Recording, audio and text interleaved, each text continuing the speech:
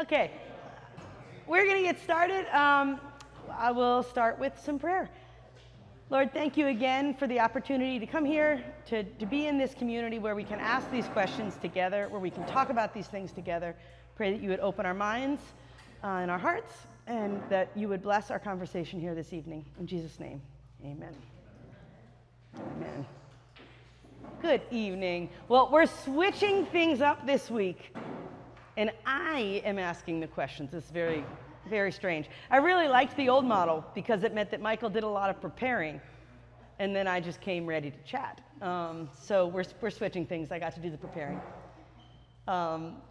And there is a handout. I made more than we need. So if you don't have a handout, there are more up at the front table. I tried to put them around on the tables. And I'll spend some time on both sides, but we're going to start out on the, there's really just some long quotations pulled from a Substack article, actually just like read today, called Our Attention is on Life Support. So that's kind of the top page. But I want to start out by asking Michael a question, unless somebody has a question that they wanted to start with. I usually like to, is there something a burning question from last week that we didn't get to? Okay, good. I'm going to put them on. Oh, Lou. No, I was going to ask what's the title of tonight's class? I don't know. Oh, come on. Question. We need a Okay. title. Attention and worship. There we go. That's the focus, certainly. So my first question for Michael is, I don't remember if it was last week or the week before, but he just sort of quickly said, I pretty much think attention is worship, right? Or worship is attention. These are kind of the same things. And then he moved on. So my first question was, do you think that attention and worship really are just kind of the same thing? Which is to say, surely you don't mean that. That's exactly what it is to say. Reductio ad Walter Stone. Yeah, we do very different kinds of philosophy. And the kind that I do, which is favored on the continent of Europe, is more like, let's say outrageous and enigmatic things. And Dolores does the kind where like, say what you really mean by that. So yeah, throw out a claim like attention is worship. What could I possibly mean, and could I really defend it? Well, okay, a quick addition. Just because I was thinking about it, I was like, man, a mosquito gets my attention, right? Worshipping the mosquito. I don't think I'm worshiping the mosquito when I'm distracted by the mosquito. So. Yeah. Yeah, good counterexample. That's what we do. Yeah, that's my philosophy. Yeah. I guess I would say that, first of all, thinking about what worship is incredibly difficult, because it's sort of like saying, what does a well-formed human being do when we're being most fully human?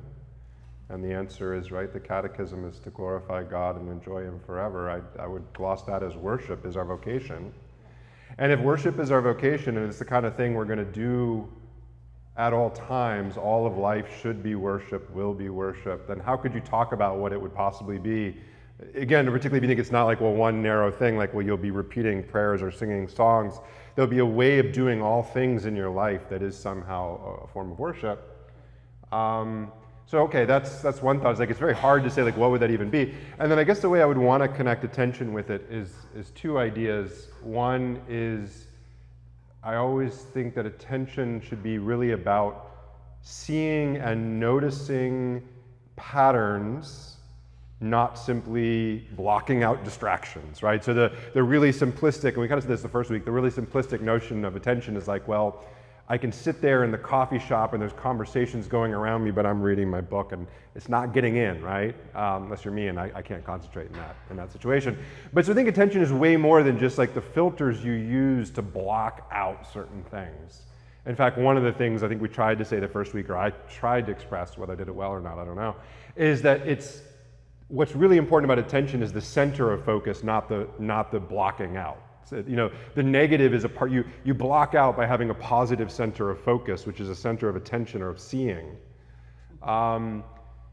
And so, yeah, I think worship is a kind of seeing, and it's a kind of seeing that's animated by an emotion that reveals the world to you, whether that's love or whether that's something else. So yeah, the mosquito, no, I guess I would say, in some sense, all of creation can be attended to in a way that's worshipful. It's about seeing the mosquito in the broader patterns of creation that bring glory to God. So yeah. You're not worshiping the mosquito, you're worshiping while you attend to the mosquito. I mean, I'm going to kill the mosquito, though, so it's like I feel a little bad about that. I mean, Yeah. No, so, that's wrong. Oh, You need to just live in harmony with the he mosquito. is the bug killer in our house, so I know that this is false. So Yeah. I actually thought that your distinction between captivating and cultivating was really helpful here. When I was trying to think, all right, why in the world would he have said that attention is worship? Because I think maybe something like, not everything that captivates us, not everything that grabs our attention, right, is drawing us into worship necessarily, but that when we have the kind of attention that is cultivating in us, and I actually, you talk about attention, what attention cultivates in us, I actually also just think there's a kind of attention where we are cultivating, right? So, okay, when a mosquito or some funny video, right, grabs my attention, to me it's a very passive thing. It happens and I'm, drawn to it. Whereas other times, even if something grabs my attention, there's this second step that's active. And there, maybe it's cultivating things in me, but also I am going to try to devote some time and energy to grow in knowledge of this thing so that I can give it the kind of attention that takes time and takes effort and takes focus and takes knowledge. But then I do think that probably is an attitude of worship, or at least a lot like worship. Bonnie and Kendall, what are you laughing about? All right, you My two, friends come are up here and giggling, share and with it's the class. really hard not to Yeah, be distracted by that. Are you not attending properly? It's okay. I am distractible, and they were giggling. I apologize. Yeah. That's fine. Okay. To clarify,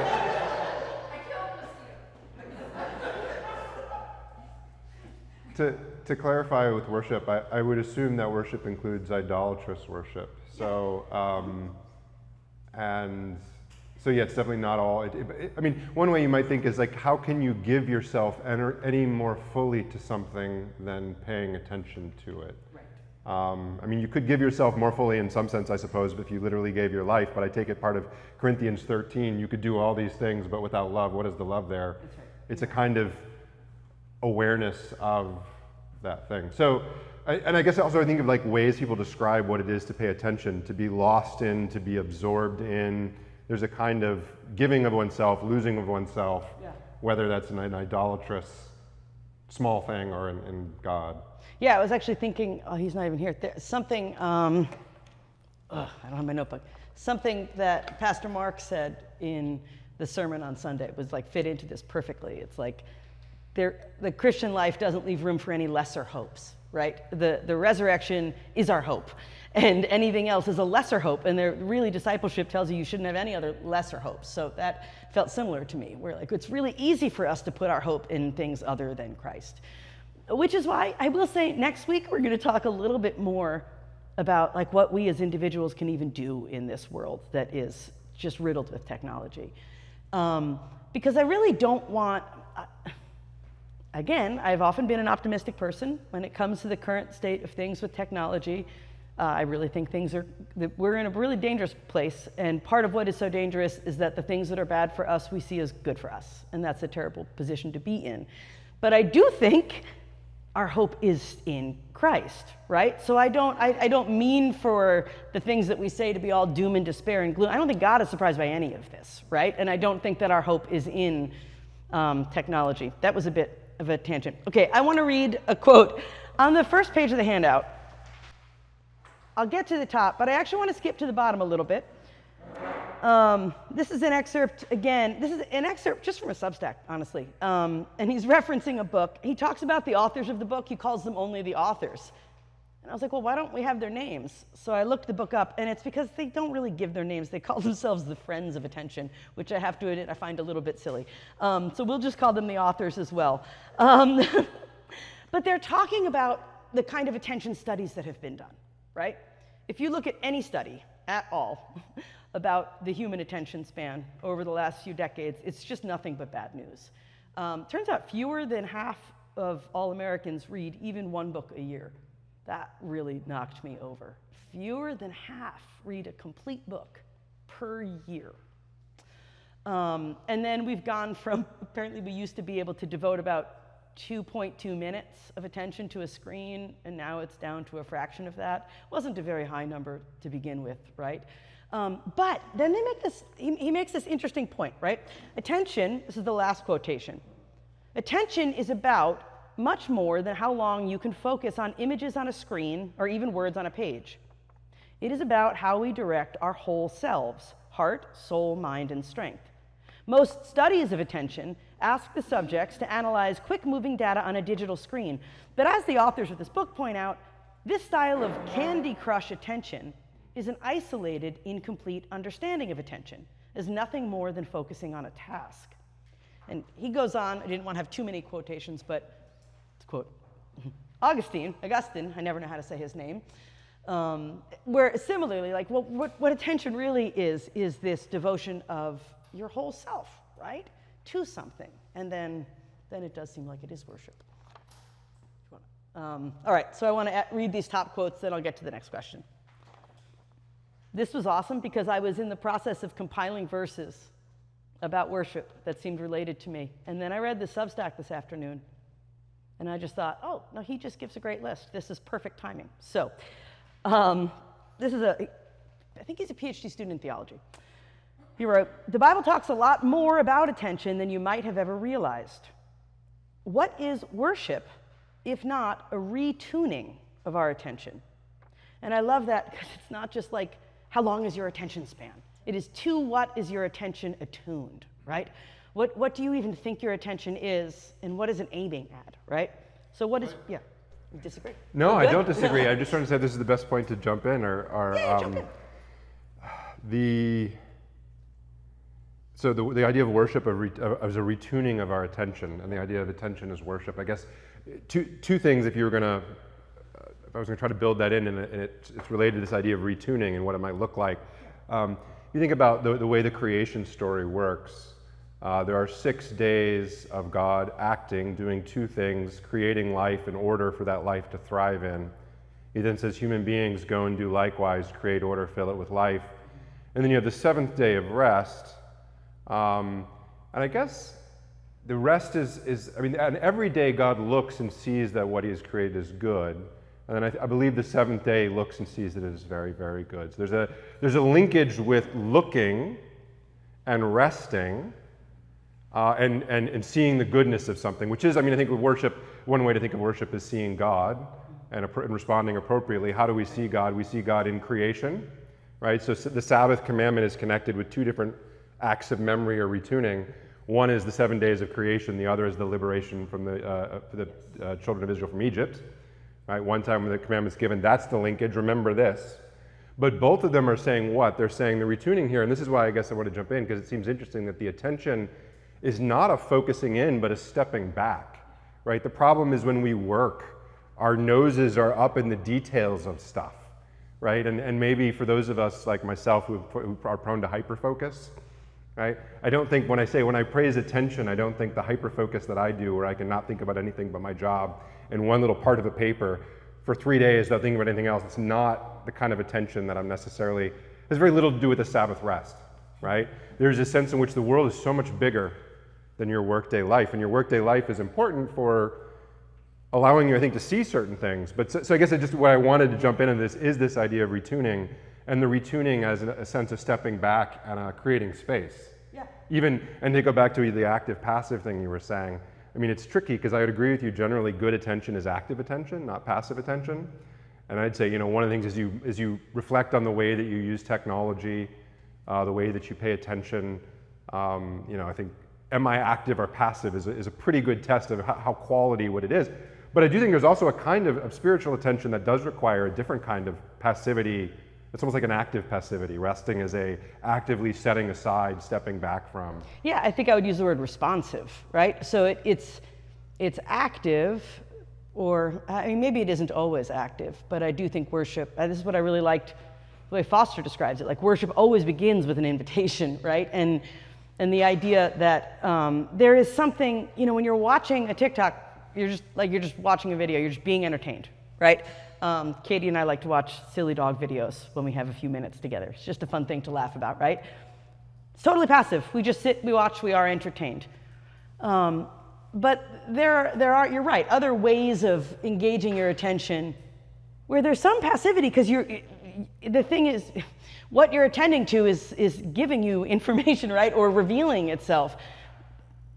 But there's some activity, at least in responding to it, right? Responding rightly, even. Yeah, I mean, maybe just a different way to think of it is like the being still that we're commanded to do is very different from be passive.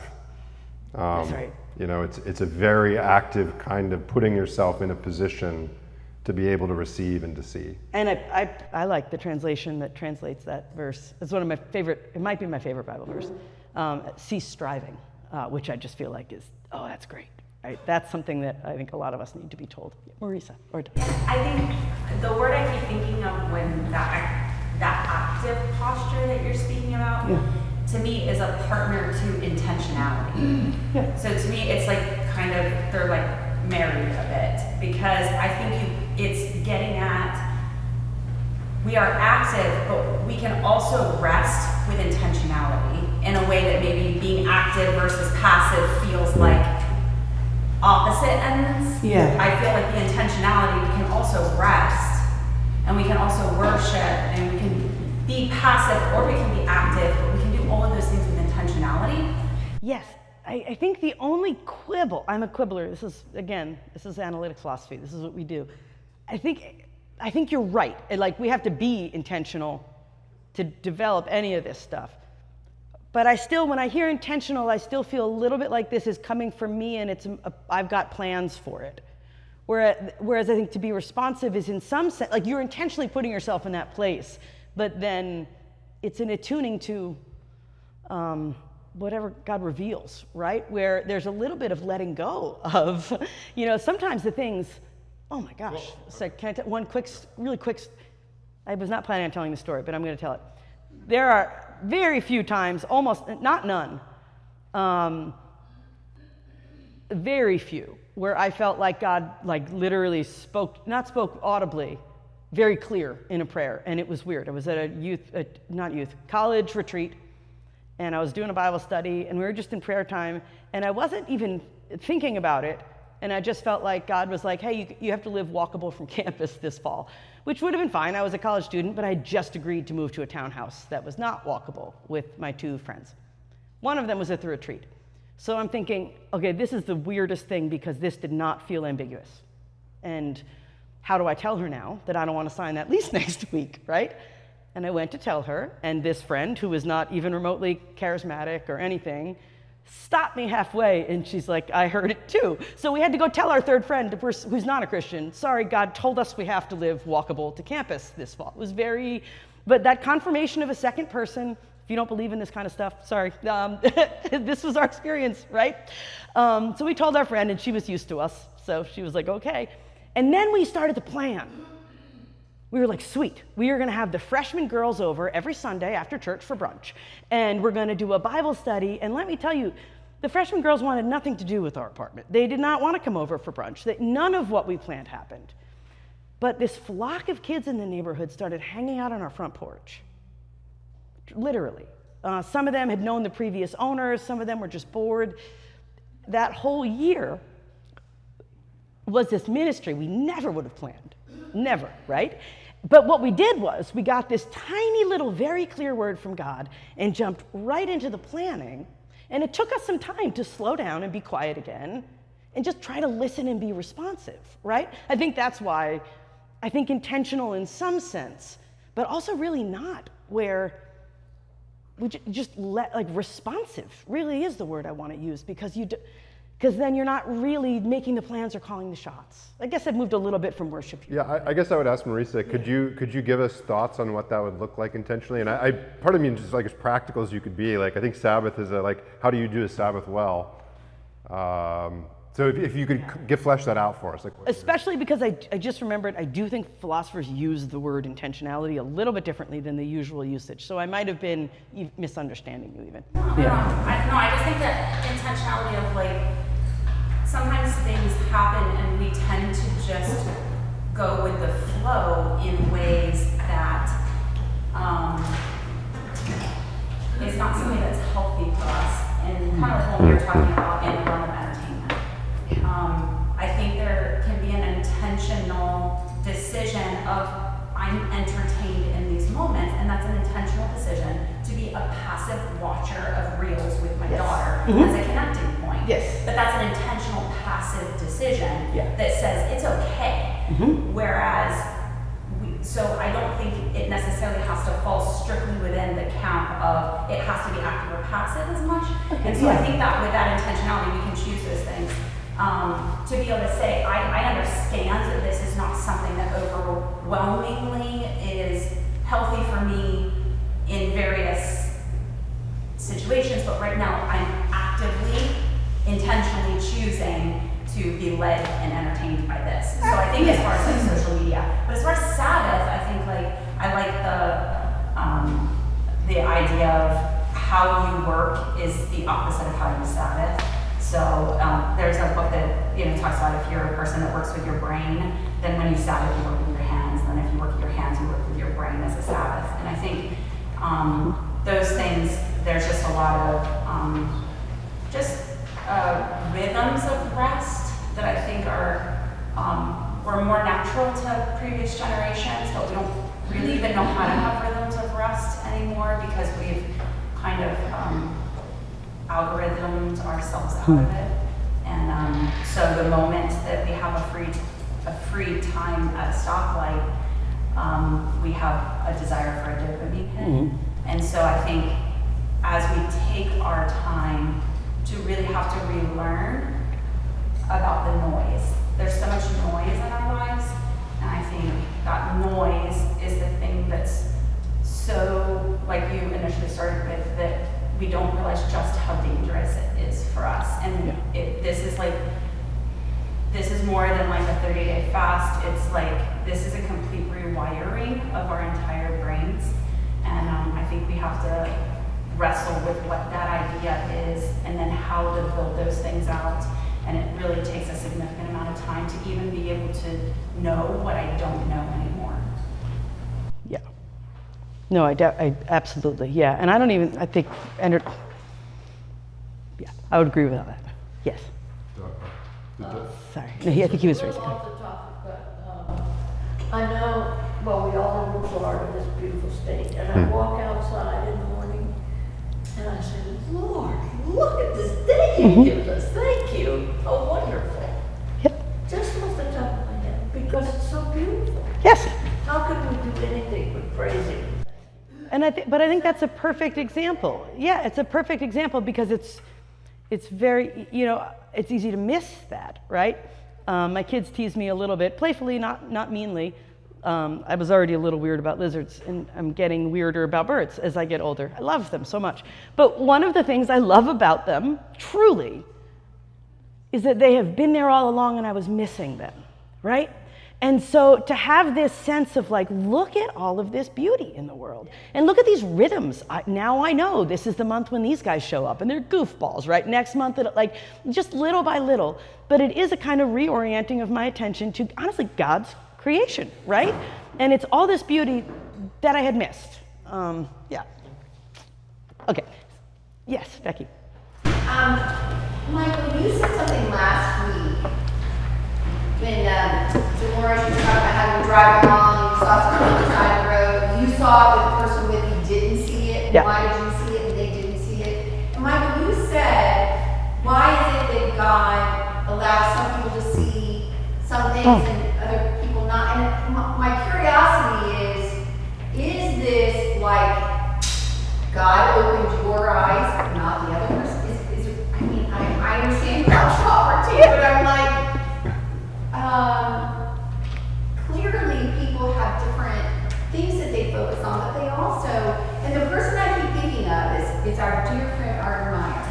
You know that Arden was the one who would see the tiniest little flower Yes. on the ground, and other people would just step on it, they would miss it. So it's like, that is what has my brain going, like, is that really like God focused, like God opening up this person's eyes, or this person, like, or is it in our brains? Is it the intentionality? Like, I'm just, all this is like swirling, like, what is it really, is making us or helping us attend or not attend? I mean, there's a part of me that would just try to slice out some of the theological questions from that, in the sense that, like, however, I mean, I think God gives us all things and the power to do everything, and, you know, exactly how you want to work out sovereignty is one question, but there's also then the question of how do I experience and respond to that, work with that, whatever, from our own experiential standpoint. And I do think there is very clear, there are things we can do, like hanging out with Arden more, that will help you see those things, right? I mean, there's so often that I'll travel, and it can be seeing, you know, whether it's a church or whether it's a geological formation, and I think of somebody either that I actually knew or someone who I've read. I'm like, what would they be seeing right now that I'm just completely missing? You know, and so I do think that, I mean, the thing I love about Dolores and the Birds is she gets our kids focused on that and seeing those as well. So I think being around people that love and see those things is a really good, one thing you can do, at least. I mean, And I think that's the best thing. Like, so one of the things that, we made it a long time without talking about C.S. Lewis, but one of the things that I love that C.S. Lewis says in The Great Divorce, which is the book of his that I have to talk about all the time, but that, like, at the end of the day, all evil is pretty much the same, and it's boring, right? It's just one form of narcissism or another, right? This, like, evil just is so self-focused. And at the end of the day, like, people that, as they grow further and further from God, and he's thinking, like, even in the eternity, they become less of individuals. But goodness, Lewis says, like, God created us all uniquely, right? So he uses this image of a tree. And so goodness, as it grows, like, every little bit of the tree gets slightly further from each other, like they're all part of the tree, right? But as we grow and develop in God, the good things he put in us makes us all slightly different from each other, not exactly like each other, right? And so I'll see the beauty of the birds. I tried to get into trees. I don't really notice the difference in them. Other people genuinely see the beauty in a math equation, right? And I think that it's just one more reason to take human community so seriously. Because if you I would not say how we're wired. I would say who God made us to be, right? Really, truly. And then how, like, but then in community, right? The things that you see, if you get better, like, if you become, like, intentionally on purpose, work to continue to develop the particular eyes that God has given you, then you can share that with me. And I can work to develop the eyes that God has given me and share that with you. And it really just is this enriching thing for the whole community. Enriching. Wow. Jonathan has a question. Yeah, Sorry. I'd like to bring another word into this mix, the word rejoice, or enjoyment. How does that relate to attention, to worship? When I was just I was thinking of Philippians 4, about whatever is true, whatever is noble. Yeah. And in that same section, it says, rejoice in the Lord always. You may say to him, rejoice. And it's kind of, one way I think you could read this is saying, this is how you do this. This is how you do the rejoicing. You're not anxious. In every situation, you're bringing your prayer and petition and thanksgiving to the Lord, and the peace of God will transcend, which transcends guard your hearts and minds, and then finally, brothers, whatever is true, pure, and then he again ends with the peace will be with you. Yeah. So how does rejoicing fit into this? Look at me. I mean, a short answer, I think, is that if we get better, when we get better, at tuning our minds to the world that God created and to his sovereignty, to the fact that he really is, even as we may be freaking out, like, genuinely, truly, I will not be surprised if 30% of colleges are gone in 10 years. Like, really, truly, the on-the-ground, Carolyn's another educator over there, she's not, 30% might be a low estimate. I'm expecting massive upheaval. We have no other employable skills. By the way, we're people. philosophers. We're too young to retire and too old to learn new tricks. So we have every reason to be freaking out. I'm really not freaking out, right? And that's only because of this continual, like, but then I think that's where the joy comes from, right? Like it's this. Well, like for example, in our parenting class, it's on that stuff before, like, if you should enjoy your children, they should feel enjoyed. Yes. And I'm wondering how that fits in all of this as well. So. Yeah, well, I think that developing joy or love or rejoicing or gratitude, these are all different things that have slightly different flavors. Like so with your kids, like how do I, like I don't enjoy maybe this particular stage or whatever, how do I come to enjoy it? David, I tell you what. That kid's just one trouble after another. And so, I mean, and I think there's like a whole series of steps. You don't come to love something through direct willpower. Say, I need to love it, I need to enjoy it, I need to feel gratitude, but you do put yourself in certain situations and places where that more naturally can be formed. So two thoughts I have about that. One is the parable of the sower, which, by the way, as a teacher, it's like there's never anything more brilliant said about teaching. And it just seems so simple, but the more I've taught, I'm like, oh, that's absolutely correct.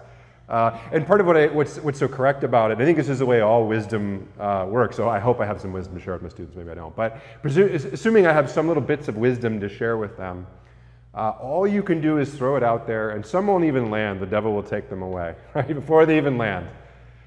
Some will land, and then they'll be choked out with the cares of the world, and so this is thinking about joy, and I mean, I do think there's a regularly, and maybe that's part of Sabbath, is stepping back from the concerns and the distractions and the cares that would block in and choke out either the development of this truth that's been planted in you or your ability to rejoice. And then the other thing, and this gets back to Becky's question of like, how do you learn to see these things? I mean, I would, to build on what Dolores said and then to come back to that and then to tie it in with what Jonathan's saying, if I can do all that. I do think that God is infinite. And I take it part of what that means is that God creates infinitely, and you could never exhaust all the manifold dimensions of God's being. And one could study, I've become a real fan of geology, by the way, Caroline. The kids come in, I'm watching like geology documentaries, and like, why are you? So yes, and this is the thing, it's like this whole world that you didn't know it existed, and it's been there, and you start to see people, and they notice all these things that you would just walk right by, and it's some rocks, you know. Anyway, but geology is just like one little facet of like an infinite diamond that is God's creative capacity, and none of us can personally, I think, directly appreciate all of it. We see who God is through the ability of each one of us to see other dimensions and facets of it. You know, Lou with the film and church and the church art that our kids love those classes, and they always come away having seen something that they wouldn't have seen. But anyway, so I mean, I do think that we're called into community, and we're called into community because none of us can see, more than just a few little things about what makes the world so great. And I've had endless fights. This might sound like a weird little segue, but with fans of the other football. Jonathan, this is what Jonathan and I often argue about it, the real football versus the other football. And I have a graduate student from Columbia, and he just wants to pick a fight with me like every other month about like, and my view though is like, no, the world could never, like, the more sports the better. I watch soccer and I don't see it. I'm like, it's like the IT crowd. Has anyone seen the scene of the IT crowd where they go to these two computer nerds in London, and they go to a soccer game, and they're like, he kicked the ball. Yay, he kicked the ball again. He kicked the ball again. But anyways, I mean, just like it, and so I mean, even with sports, it's like, so one is like, how do I see why this is interesting? But the other thing that's really hard is, how do I care about this team? Like, I've tried to fall in love with teams, and like, I just don't. I'm like, sorry, Tampa Bay Buccaneers, I don't care. And if I cared, I would. If I cared, I would. I know it's a failing. It's on me. It's not on you. It's on me. Not on them. I agree. I can own up to that. Just like my failing to love the other football it's on me. I don't. This is the perfect setup for the next question, so I want to. Okay. Yeah. No, I want to keep going for the next 20 minutes. No, but but the I'm sorry. Oh, am I too close? No, I was joking about turning off. Oh. How do you fall in love with like a sports team? And I was really only two that I've fallen in love with, and I fell in love with them because I was around people that loved them. Right? You go in a stadium and you have these rituals that last 7 hours with 70,000 other people. It's like, no, now I care about this. This is really important to me. Or if I just like wander through the living room and I'm like, there's a game on, I'll turn it on for 10 minutes and like, I don't care, right? So this idea of community and we learn to love by being with people that love because they focus our energy and our attention, is true of football and the other football too. The only time I enjoyed the other football was in Germany with Germans because they care about their team. And I was like, I care now too because you care. Anyway. You should have seen little David with his Germany flag waving it at the World Cup. It was awesome. Okay. Here's the second question. Okay. Okay, good. Back in the first week, we were talking about how you can't really pay attention to something that you don't know, right? And Brian Beaudry really helpfully pushed back on that a little bit on Sunday, and it was like just untangling it. We had maybe not been super clear that we didn't mean that in a binary way, right? Where you can either pay attention or not pay attention. Of course, Brian's thinking binary, right? He's a coder. But of course, you cannot even know what a thing is, and you will notice when it comes crashing through your window, right? But there are degrees of attention and then certain features of things you can only pay attention to if you even recognize them as features, right? And if you have categories to talk about. So we don't mean in a binary sense, but we do both very much believe that to really pay sustained attention, to really devote attention and grow in attention to anything and to develop your love for it, you have to know it, right? And in a sense, the more you know about it, the better. So, pretend it's somebody else asking you this question so you can hear it with a straight face. Okay? I'm sorry. Look, if AI can give us all the basics that we need to know about anything, then why shouldn't we think that this is a helpful tool that could help us to pay more attention and be more worshipful? Because now, all these things you didn't know about, ChatGPT can give you the lowdown in bullet points in 30 seconds.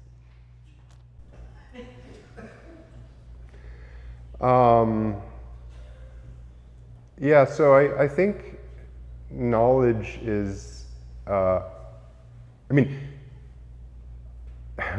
to say the same thing again, but it's a form of seeing even more than a form of propositional knowing. So like one example I might have of that is imagine there was some chess game, and like now that I have the internet, I can immediately find out.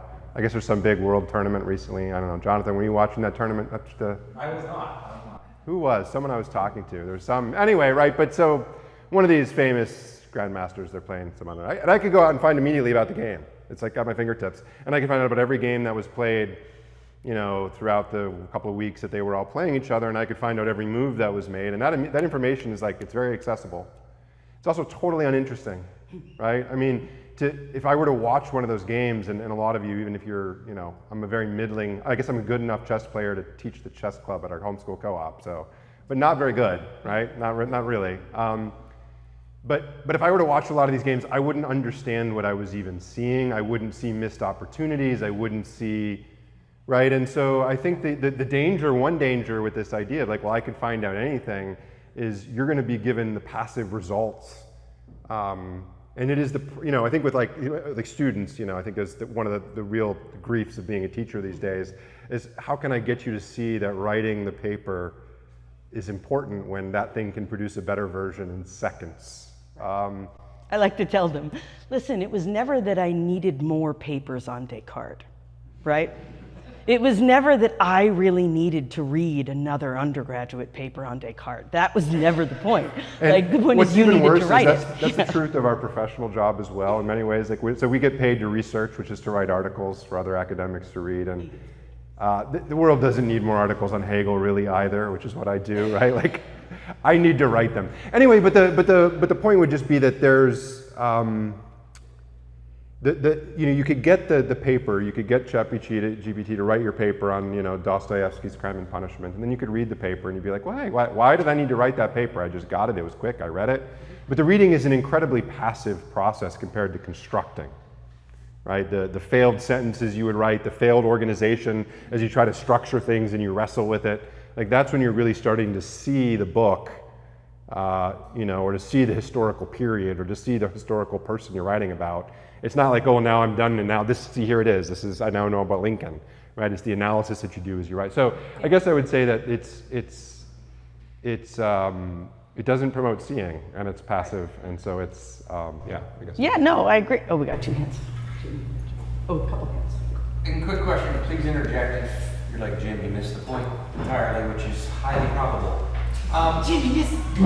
But isn't that an example though of just humans taking something good and taking it to the extreme and therefore making it bad? Like food is good, overconsumption bad. Alcohol is good, overconsumption is bad. Technology good, but if you're a surgeon and you're like, hey Siri, ChatGPT, now what? So to your point of like, grammar, constructing arguments, formulating, putting pen to paper, a good skill, a good craft. AI or anything else is a good supplement, a calculator. That's a great tool. And it offended my grandfather that anybody would even use a calculator. You're still learning how to add and subtract. Oh, I don't think you are. I don't think so. I think a calculator is probably a good tool for like calculus when you're using it for arithmetic. But I think a calculator is useless for learning arithmetic because I think some tools like help us to do the thing we're trying to do and other tools do them for us. And I think anytime the tool, so then I really actually think literally every tool, the question isn't, is this a good tool? It's always has to be, is this a good tool for this task, right?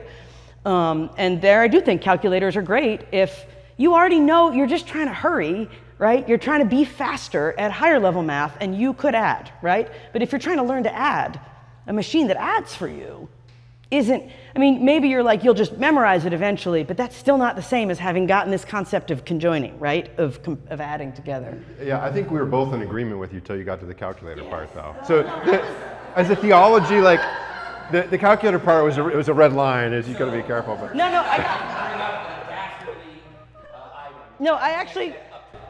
we had this old professor who used to, when talking about Kant, used to say, like, remember, you can get off the train at any stop, right? Like, you don't have to believe everything he says.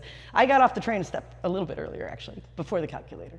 Just because here's the thing. I think it's actually probably not ever is too strong.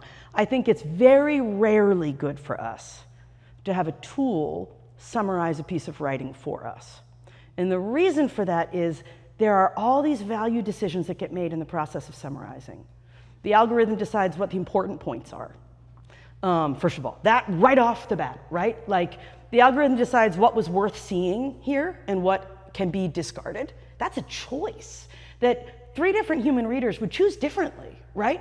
And so when 3 different humans read the same text and then talk about it, you will get a wider range of things. But when the algorithm does it, it immediately slops off certain things as unimportant.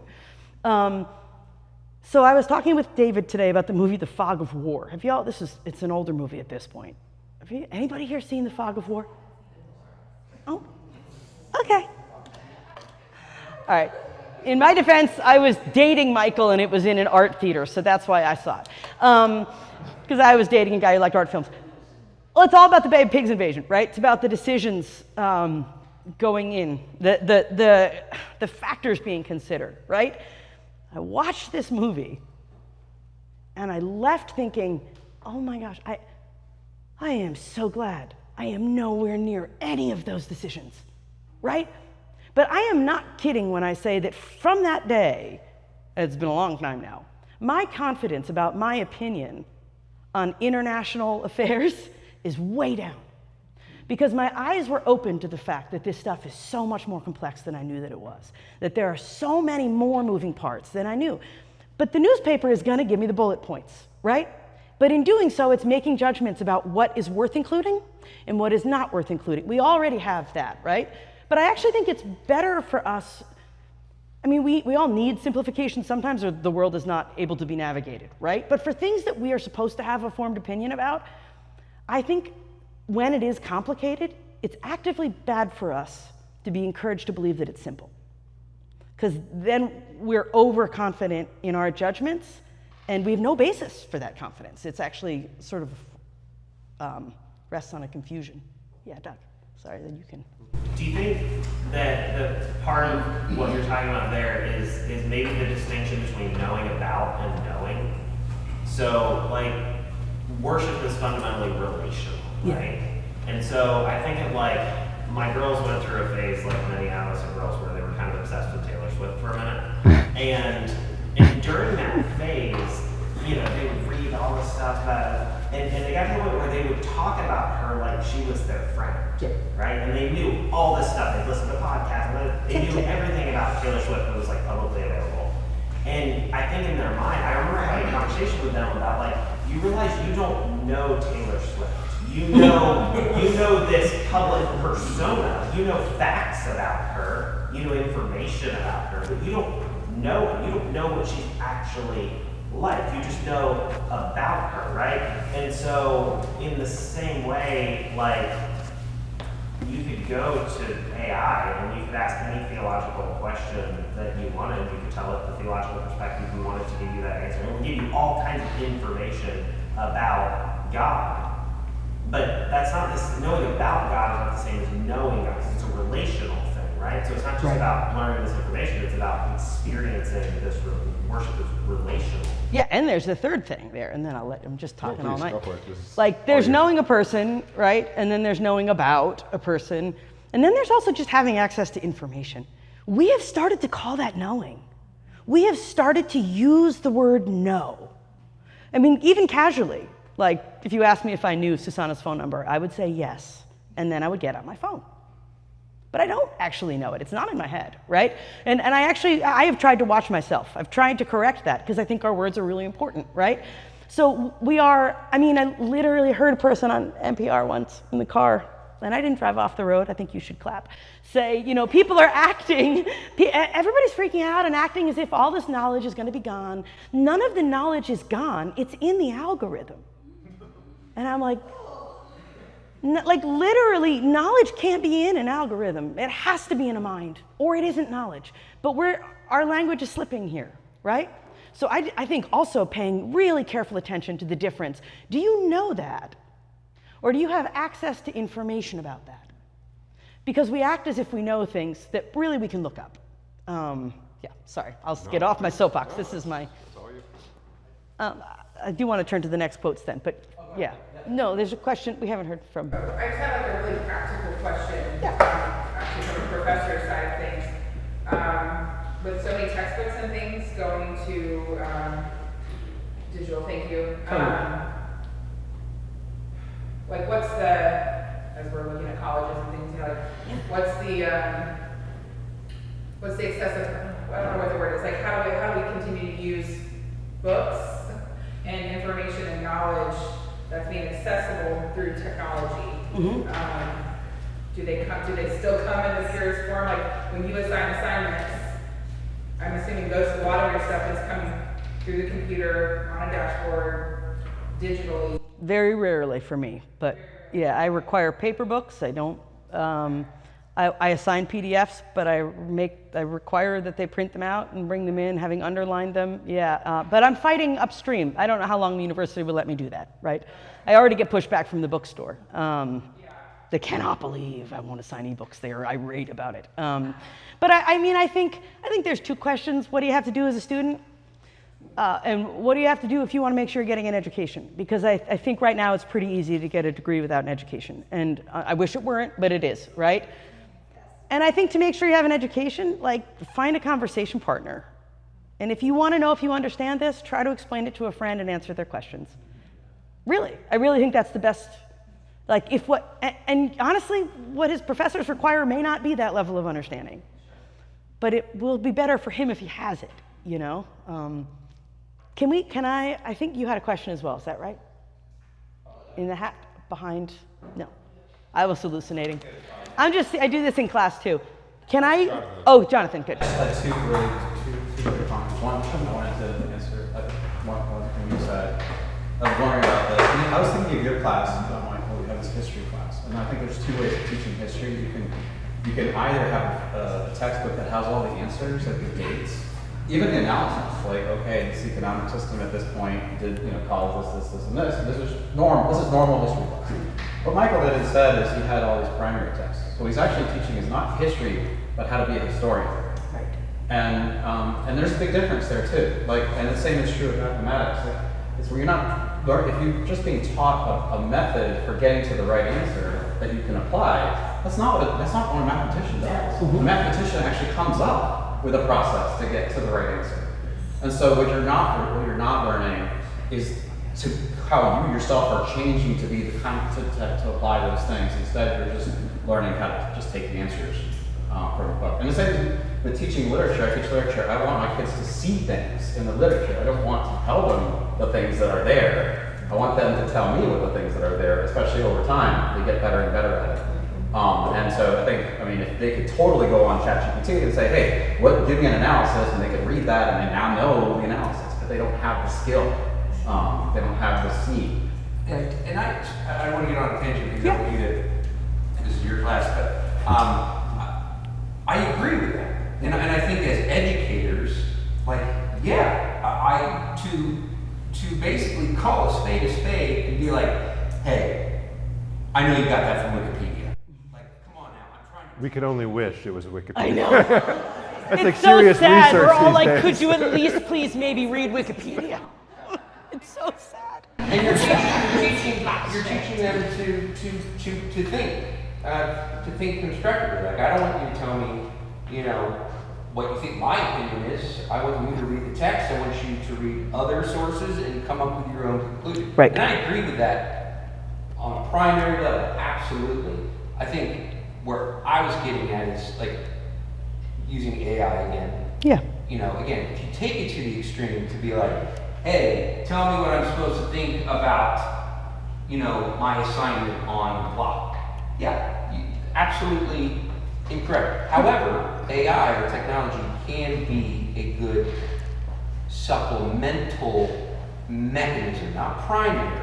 Because again, I think when you do elevate that stuff to a primary, you get awful papers, you get people that are missing the mark. But I'm like, it can be a good tool, but because we're human, we tend to take it to the extreme, and we think we know, Taylor Swift, it's like, okay, you're proving the extreme part of humanity. Take something good, and you've now swung the pendulum to But- the unhealthy one. But we are humans, and we're formed by our habits. That's the problem, right? But Sorry, as a Carolyn. theological- Carolyn had something to say to that. Sorry. No, it's all good. I will say that I think not just students, but people in general now take what an AI tells you as being true.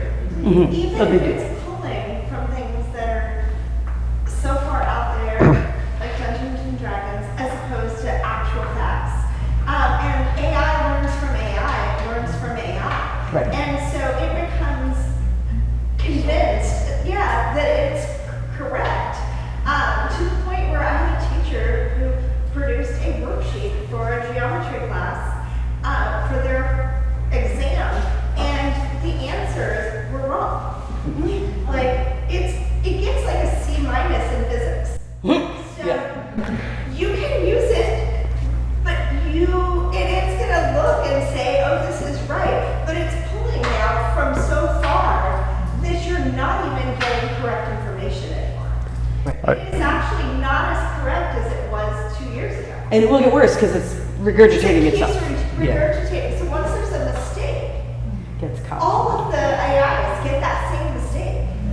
The Yeah. what I take is, I would totally agree with you on, Jimmy, is the idea that as a theological position on technology, that human beings are creatures that create technologies is good.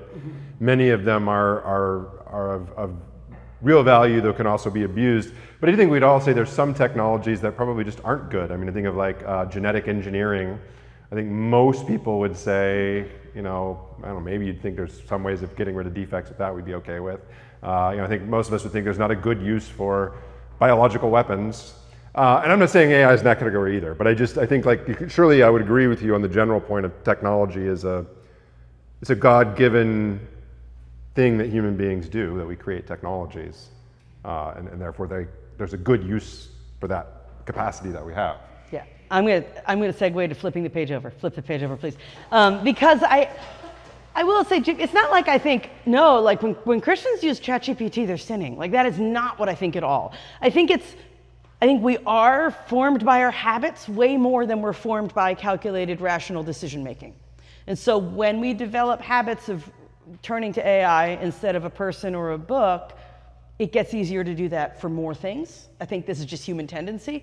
But mostly what I wanted to point out was the way in which AI is like a gigantic step in a direction that Neil Postman was warning us about when the television was the technology he was concerned with, right? So this is from the same book, Amusing Ourselves to Death. And it's such a long quotation, but believe it or not, I cut a lot. This is right after he's talking about his criticism of my beloved show, Voyage of the Mimi, with the 12-year-old Ben Affleck. But he's talking, and Sesame Street, and I was a Sesame Street kid, man. I watched it until like my friend told me it was a baby show, and I was like, oh, I didn't know. It was really embarrassing. And then I was sad. But his critique of Sesame Street is like, it feels like we're making television educational. We're actually making educational more like, we're making education more like television, right? Unfortunately, order of influence, he was warning, was gonna go in the other direction. So here's what he said. We might say that there are 3 commandments that form the philosophy of the education which television offers. The commandments are as follows. Thou shalt have no prerequisites.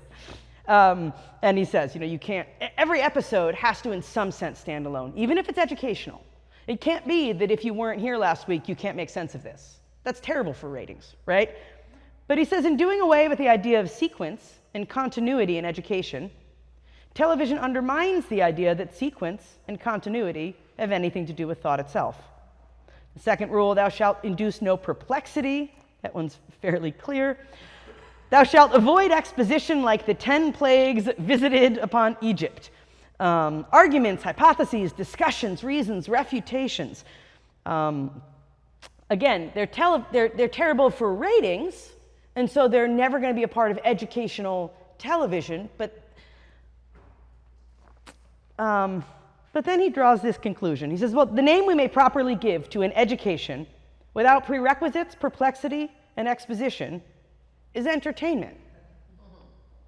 Mainly, he thinks, at the end of all this, they will have learned that learning is a form of entertainment, or more precisely, that anything worth learning can take the form of entertainment and ought to. And they will not rebel if their English teacher asks them to learn the 8 parts of speech through the medium of rock music, or their social study teacher sings to them about the facts of the War of 1812, blah, blah, blah. Indeed, they will expect it, and thus will be well prepared to receive their politics, their religion, their news, and their commerce in the same delightful way. I mean, I can't tell you how many times people are changing their mind now, but I was told that it's patronizing, it's condescending, it's paternalistic to require attendance in a college classroom. And the idea is like, if you can't make class interesting enough for them to want to come, that's on you. It's like, man, I mean, senior level philosophy class shouldn't be as funny as TikTok, right? It should be hard, it should be uncomfortable, it should sometimes be boring, right? Because perseverance is like, all of these things are actually required for developing actual knowledge, right? Okay, I've been talking the whole night. Well, I was just going to push back because Good. I'm as curmudgeonly as anyone can be, but I'm not going to blame Bert and Ernie for. Listen, I love Bert and I think Ernie. he's going a little too far here on this one. I do love Bert and Ernie. So That's it? Oh, yeah. No, I'm happy to defend I mean, Sesame the question is whether there's a causal, because obviously little kids watching Sesame Street as opposed to watching whatever, this is a good thing. Oh, sure. And you'd have to argue that there's some causal relation between the fact that they grew up on Sesame Street and now they have bad habits and they're, I don't know, it just seems a bit of a stretch. Okay, yeah, fair point. That wasn't what I meant to say. It wasn't like because the kids watch Sesame Street, now we deal with them come as to your college class students and- who want philosophy to be funny. No, but I think because we as a people, right? Because we have gotten so used to getting all of our information in ways that amuse us, right? That we do not put the work in to getting information in boring ways. But some information, I think, requires that. I think some knowledge requires sort of persevering through the hard parts. Casey, I feel like you've had your hand up a million times, and then we'll come to you. Yeah. I'm talking about education, in particular in technology. I think the question comes down to what is the point of the education? Is it for the student to end up with a certain set of facts, or is it to form the student into a better person, Right. a smarter, more intelligent person? So that's where it seems like right now I hear all this talk about the gamification of education. Yeah. Where it's like they've got it all wrong. It's like they want these students to just be pumped out with a whole bunch of facts and information. Whereas the process of them going through education, like you've been saying, learning something, figuring out a new subject by themselves without ChatGPT, that formation that goes into doing that is also part of the education that makes them a smarter, more intelligent, better human. That's right. And we've even moved facts. That language is like 10 years ago, right? Like what do you want for your students? You want them to graduate with the facts they need to succeed at work, right? But not anymore. It's skills, right? And it's because facts can be retrieved, right? So this is why the next natural step in the gamification of education, people talk about speed running a degree. Have you heard this? There are colleges where you can take classes online and you can take them on your own time frame. And people are getting bachelors in 5 months. Because it's an online class and you can use AI and just crank that puppy out. You got your bachelor degree, right? Sorry, you had your hand. I make a distinction between attention and awareness. Yeah. The attention is grasping like the beauty, the sunset that comes in on the retina and whatever, and you make a choice to become aware of it. And that choice requires cognitive effort. And kind of hearing that come through the whole thing. But I think it's for me, the word awareness is the higher level. You've done some processing up here, okay, or in here, okay, to get to that level of awareness that it has some meaning, significance, truthfulness, any of those kind of things. It's beyond attentiveness. Okay, that's my read on this. That you've got to take it to another level, and it requires effort. I agree. I think it's similar to what I was trying to get at with like the cultivating kind of attention rather than just being captive. Yeah. I've thought about this before, No, and that's kind of the way I marched through it. And that awareness is not always, in fact, rarely logical processed.